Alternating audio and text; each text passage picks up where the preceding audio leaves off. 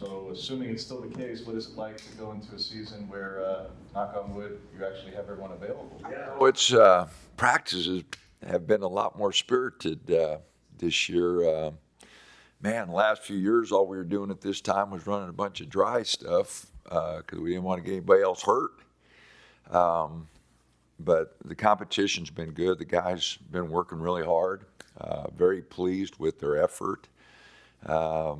With some of the long practices, their focus hasn't been what I wanted it to be. But for the most part, they've gotten after each other pretty good. The only guy we've had out is Supreme Cook, who's still not back from a scope that he had. But everybody else is practicing, and we've had very few missed days, which is encouraging at this point. Little was playing really good before he got hurt and then got sick. Is he close to where he was maybe around this time last year? Or how's his development just been? No, Nate's worked hard. I've been pleased with his progress, with his effort, great attitude. He's had a good summer and he's had a good fall. He's put on some weight. He's trying to take a more physical role. His maturity level, just been really good. And like I said, his focus has been so much better. So, like I said, I hope we do keep him healthy because he'll be a big part of our team. He's changing a lot of shots. He's blocked a lot of shots in practice, which, without Dante, someone's got to protect that rim a little bit, and Nathan's done a good job of that. You said him sliding into kind of Dante's. Oh, I don't know. I mean, we're going to play him in different spots. Obviously he can go outside and do some things that Dante couldn't. He's not quite as powerful as Dante inside, so we can't use him the same way. But I think there are some different ways that we can use Nate to show what he can do and what he's been productive at in practice. Who are some of those other guys at the 5 side? You see so many of them are guards and wings by pass. Who else is kind of working at the 5? Well, Supreme, when we get him healthy, we'll play some in there. KJ, we'll play a little smaller. We could play real small. We wouldn't be real small, but we could play with Brandon Angel there, and then play Mookie at the 4, and or even KJ at the 4, and we get some big guards with TJ Bamba and Raheem Moss, Bam, Dez. So we've got some bigger wings that. We could play smaller at the post and still be okay. But that's all predicated on Supreme getting back and how productive he'll be and how quickly we can get him up to speed. You said immediately that you need to adjust to this new era of college football, that you were initially dragging your feet a little bit. Can you elaborate on that? What does that adjustment look like for you? Well, I'm not getting adjusted to football, but basketball. It's just different. Guys coming here for different reasons, recruiting is so much different than it was. It used to be your relationship with maybe their junior college coach or their high school coach or their AAU coach, and a process of knowing the family. And, the portal, it's been described as speed dating, and that's pretty accurate with the portal. But even freshman recruiting is different. And so I've had to adjust. It's kind of hard changing something that you've done for 30, 40 years. But I think we've made the adjustment. It's good to have our staff back, guys that I've known and I know are really effective. Tony Stubblefield back and Josh back, give us a big boost. They know me and have some faith in what I'm trying to do, and I've got a lot of faith in what they're trying to do. Is there a part of that change that you enjoyed the most? I'm sorry? Is there a part of that change that you enjoyed the most? Oh, I don't know. I've always enjoyed going to practice. I think that's a big part of it. I enjoy seeing guys, get benefits. I said 10, 15 years ago, when the NCAA was bragging about bringing in $1 billion for the NCAA tournament, I thought it was really embarrassing that a lot of the parents weren't able to go. They couldn't afford to go. I mean, you can't sit there on one hand and brag about how much money you're bringing in, and on the other hand, the people who are responsible for that, some of their parents weren't able to go because of economics. And I thought that was really unfair, or parents not being able to go to a bowl game. So I personally thought players should have got some money, a long time ago, especially for their families and that, to get to games. And I think families at games is a big, big part of, the experience. So, but I think, the pendulum swung from one end to the other, and people are adjusting on the fly. And now we've got a bunch of new legislation possibly coming in, if the courts approve the revenue sharing and so forth. So it's going to be a whole new era for all of us. Change is coming, and in what form, I don't think anybody's sure. Can you talk a little bit about leadership with Jermaine and Dante gone, kind of who's stepping up and what that leadership group is looking like? That is a big hole for us to fill. Those two guys were tremendous. Dante, just with his presence and bringing it every day. Jermaine, with his consistency and practice and his effort level. And both those guys were older, and so guys have a tendency, we had 3 freshmen come in last year, and some, Bam was a junior college transfer. And when you have those old guys that have been there, done that, there's just a natural progression there for leadership, and they did a tremendous job. We've got some guys that will step into that role this year. I think Brandon Angel, TJ Bamba, Raheem, those guys that are fifth-year guys. Nate's trying to step up, give us some leadership. KJ Evans has made a big jump from a year ago, just his consistency day in, day out. Really been pleased with that. He's leading us in deflections and rebounding. He's trying to do some of those things that a year ago, he wasn't quite focused on. So he's done a much better job. So I don't know if we have any 1 or 2 guys that are stepping up and taking the complete leadership role, but I've been very impressed with the way they brought it in practice. And some of the grad transfers, or the older guys, they're focused. There's a sense of urgency, and that always kind of brings the other guys along. Going back to the freshmen, Jackson Shellstad was one of those players that had to step up in light of a lot of injuries last year. How have you kind of seen him grow from his freshman year now to this year? Well, he's a little bigger, a little stronger, has a much better feel for what's going to happen this year than he did a year ago. He's always had a good work ethic. He's getting up extra shots. I've got to ask a lot more of him this year. Because of those injuries last year, defensively, we had to have him on the floor. He couldn't pick up fouls, and he's got to be much more aggressive defensively this year than he was a year ago. He's got to do a better job getting a few defensive rebounds, because we don't have right now that pressure, not to foul. We've got Keyshawn, we've got Raheem who can play the point. We've got depth, and so he's got to be much more aggressive defensively. He's got to do a little better job on the boards, and offensively stay aggressive. But also we've got some other guys who can score. He's got, his assist to turnover ratio also has got to take a step, in the right direction. And he did a nice job getting the ball to Jermaine and Dante last year. They did a nice job of getting him the ball.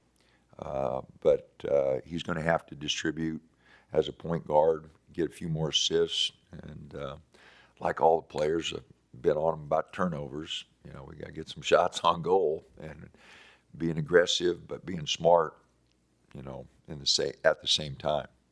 He was another guy that was playing well before he got hurt. how impactful is it for his decision to play another year of college basketball? He said he wasn't sure if he was going to do it around the injury time, and just what's his impact going to be, you feel like, with this team? Well, Keyshawn was playing good when he went down last year. You know, he gives us depth at both spots. The point, he can play the off because he's shooting it really well. As with Jackson, he's got to get a little bit more physical on the defensive end and do a little better job there. But I've been really pleased with the way he's bounced back from his injury. His effort this summer, his effort this fall has been good. So I think he'll do a good job for us. From a bookkeeping standpoint, because the roster is more full, I think you're using all 13 scholarships. So is Alexander on and Drew off, or who's the 13th? Because it looked like you had more bodies than scholarships at this point. I'm not sure who you're asking about, but no, we have 13 scholarships. Drew's a walk-on, and I don't know who. Ukrainian, I might be pronouncing. Oh no, Sasha. I don't know how to pronounce his last name either. It's kind of a mouthful, you know. And I ask him, and he gives me different pronunciations each time. But no, Sasha's on scholarship. Yeah. Dana, there's been a lot of talk for football about how travel on the West Coast impacts. How big of an advantage is it for you guys to be out here, and how much does that matter focusing on your home games? I don't know. You know, those teams only have to make one trip, so I don't think it's that big a deal for them. They're either coming to us in Washington or UCLA and USC on a road trip, one trip. We'll make 5. So I don't think it's that big a deal for them. I don't think it's that big a deal for us. You know, we've talked about it. We've spoke with a bunch of teams, you know, trying to figure it out. Fortunately, they're spaced out. You know, it will be more travel than usual, but I think, you know, we're making some arrangements to make it as comfortable as possible for our guys.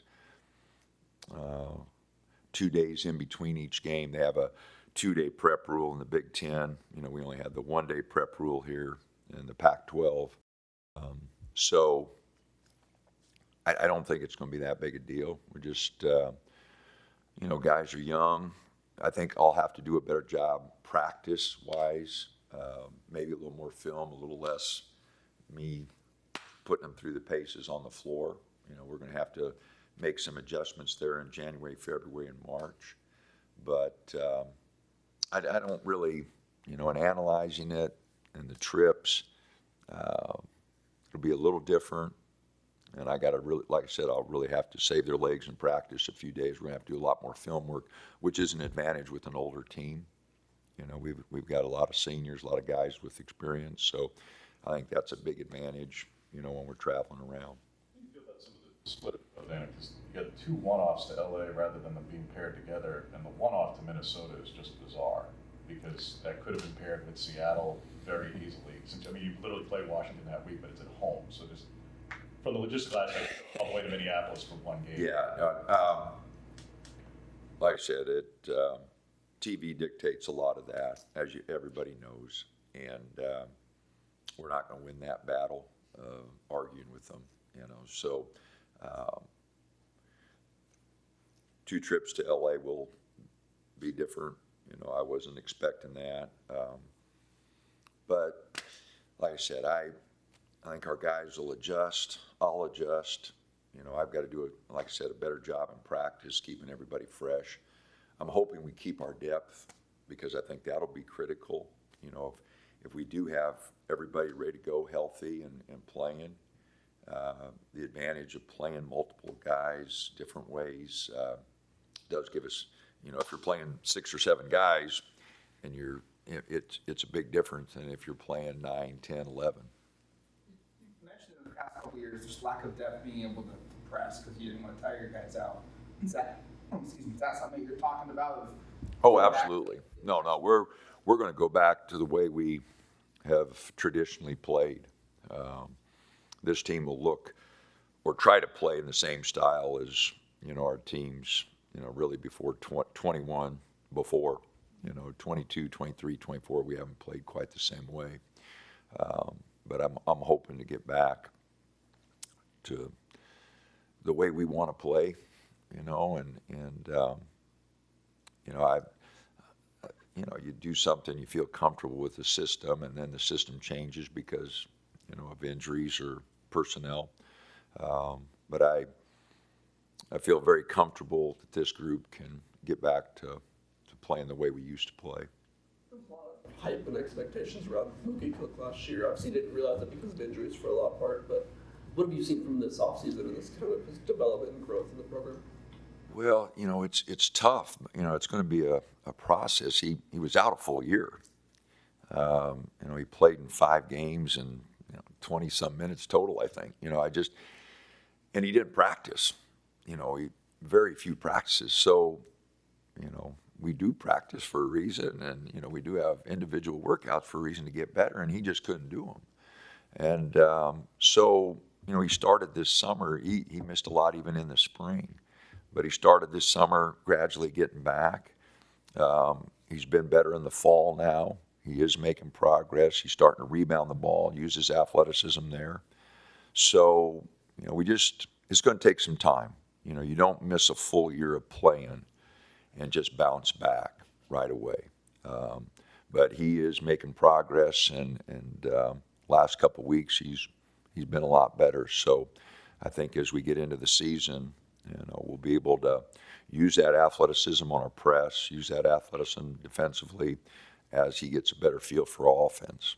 What does Jamari bring to the team as the lone freshman of the group? Jamari's got a gear. He's talented. You know, he's making some freshman mistakes right now, taking some really bad shots. But no, I like his talent. He's got an edge to him. He's going to be a good player. He's going to be a good player.